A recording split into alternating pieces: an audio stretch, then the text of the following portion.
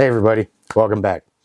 So today is our third handling session with the new Tegu. I just got home from work and I wanted to record this real quick because I do need to work with him every day. And I do think it's best if I record every one of these handling sessions so everybody can kind of see how he progresses in real time. So we're going to see how he does today on Intrepid Exotics. Whether you're a lifelong keeper or just getting started, help us encourage responsible keeping, conservation, and public education in the interest of keeping our reptiles safe and healthy as we protect them for future generations.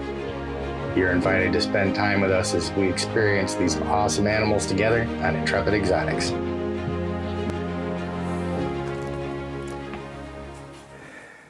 And you guys can see he's clearly interested in what's going on. Gonna open the door all the way and just give him space, and I'm gonna sit here and kind of see how he reacts to me. And this is a good sign. He's not running away, he's not trying to hide. He's curious to some degree. He's really unsure. See how he comes in and he takes a little lick and then he backs up, and he comes in and he backs up. As you can see, I'm not reaching for him when he comes in. I'm just letting him do his thing. I'm just here. And the only thing that I've really got to watch with this guy, like I said, since he's tried to bite me before, when he does come in, I need to make sure that I'm not giving him an opportunity to bite me, because if he bites me and he latches onto me, not only is it bad and is it going to hurt, but it's also going to set us back. So, that ultimately, in the big scheme of things, is the worst part about when they bite and they latch on. Is it's just a negative episode for everybody. And especially for them, because we understand what's going on. They don't. So let's see if we can't get him to... What you think, bud? What you think? The camera bothering you? You gonna make it? See, he does this a lot. He'll sit there and he'll just kind of close his eyes, and he's trying to get his bearings. And he's always back and forth and back and forth. He's like, man, I'm kind of curious, but man, I really don't like you. He's just so unsure of himself right now. And one thing that I don't want to do, I really don't want to go in and start imposing myself on him. So, see, he's just really, he's curious, but he's just so unsure. And this might be a good time. I mean, this is kind of cool that he's, getting over here now, and he's just laying here and he's closing his eyes.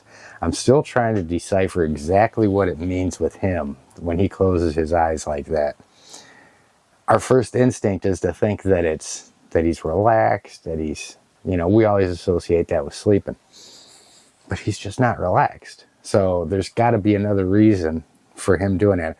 I don't know whether it's just he wants to go and be in his own little world, just wants to kind of like close off all the stimulus and try and relax.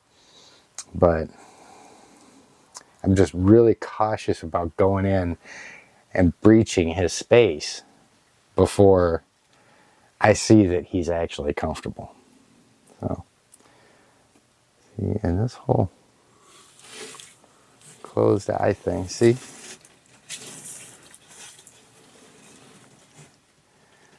It's okay. It's okay, buddy. It's okay. He's just so unsure of everything. And I mean, he's not being aggressive. He's not really being defensive. And he's just at that place where he still really doesn't know what to think of me. That's the part where being patient is really key with these guys. And I'm going to start pushing my luck a little bit and just initiating little contacts here and there, just to start letting him get used to it. Yep, see? You can see where he started to turn around and open his mouth for a second. So you just got to be so careful waiting for the right time for them to be comfortable with your presence.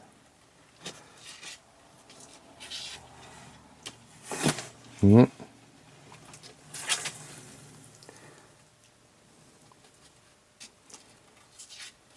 See, kind of what he's demonstrating right now is that, you know, part of him is curious, part of him wants me to go away, and he's like, okay, should I bite you? Should I go away?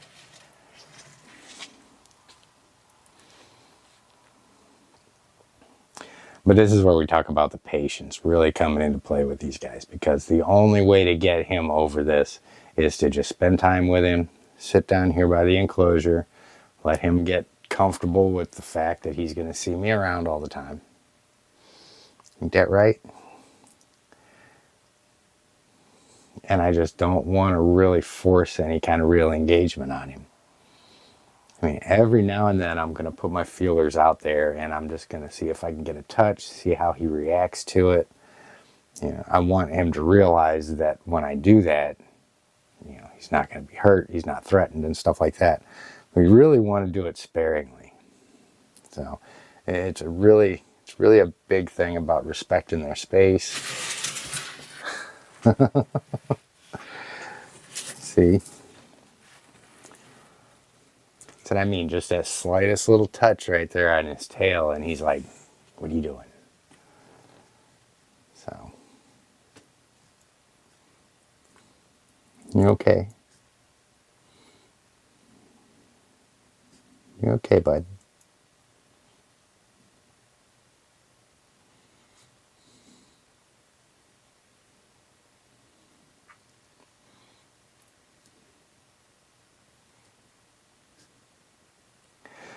So as you can see, it's just going to be a lot of this stuff for a little while. This is our third time sitting down here with him, and he's going to do really good. I really think he's going to come around pretty good here in the next few days and start to really get accustomed to seeing me, and we'll get over that biting part. Right now, he's just so edgy and defensive.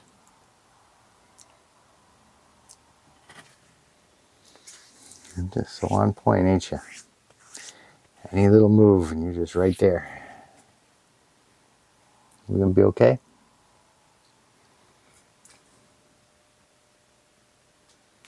You're going to be a good boy. So I'm going to go ahead and cut the camera off, because all I'm going to do is just sit right here for a little while and catch up on emails and all that. But I kind of wanted you guys to see, and I'm kind of glad too that he went ahead and showed me his mouth. So you can kind of see that, yeah, you know, the guy's kind of serious about, yeah, if you make me uncomfortable, I'm going to bite you. And that's something you guys might experience when you get yours. So, like I said, it's just one of those things. When they do that, you ignore it. You try not to make a big deal out of it. You know, make sure that you're being careful, because like I said, you really don't want to get bit, especially by one of these guys. But, yeah. Just take some time and some patience. I'm going to go ahead and shut this down, and I'll try to come back down here with him tomorrow, do some more work. Are you going to be okay? You going to be okay, bud? You be okay? God, he's got amazing teeth in there. You be okay? We got Tegu teeth. You're okay.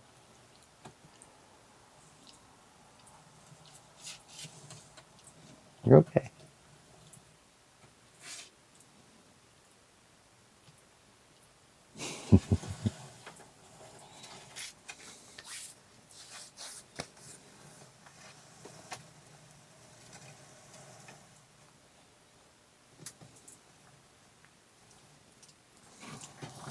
What you doing? Are you going to come back? You going to come back and see me? Yeah, that was your tail. You just get scared by your tail.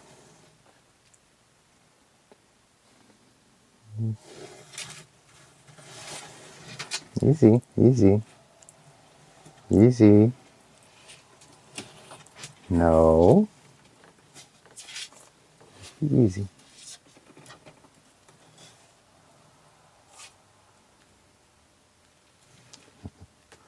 See, and the reason why I'm recoiling back when he does that is that's the exact same thing that he did the very first time I met him. Is he was licking, he just kept coming up, and as soon as he got close enough to where he thought he would be able to get a chunk of me, he went and took a swing. So that's the same thing that he's doing there. He was working his way up, and if he would have gotten close enough, he would have opened his mouth and tried to bite me. But again, it is good that, you know, he started walking away, turns around, he walks back over, and he's just laying here with his head next to me again. Part of it has to do with because that's where the heat lamp is at. But I think part of it too is, you know, a lot of these guys, they naturally want that interaction. You know, you'll see so many Tegus that are just really puppy dog tame, and they thrive on that interaction and enrichment and so forth. And I think he wants to. He's just unsure of himself. Ain't that right, bud?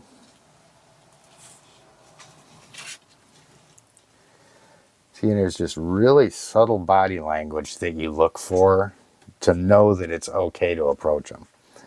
And I still want to figure out what in the hell the closed eyeballs mean.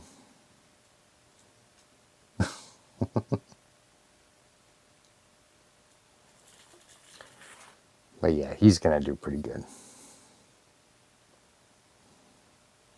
Like I said again, I mean, it's just those real subtle body movements. You can tell the difference between one that's coming to interact, and you can almost feel when they've got the intention of biting at you. One thing that I picked up off of Niles, our Nile monitor too, is, I mean, he's got a certain way that he moves before he's getting ready to bite, as opposed to when he's just, you know, tongue flicking and having fun and all that stuff. So it's just the little subtleties. And a lot of times when you've got a new guy like this, it's always better to err on the side of caution and just make sure that you're not giving them enough space to really get you. Ain't that right, bud? You're going to be okay. You're going to be okay.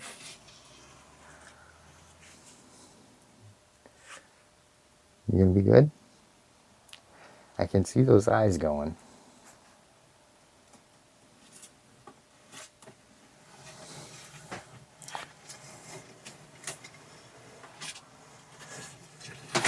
Yeah, easy.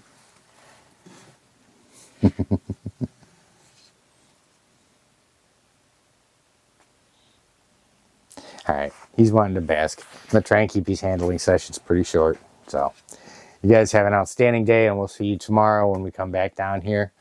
And we'll see round 4, see how he does. So you guys have an outstanding day.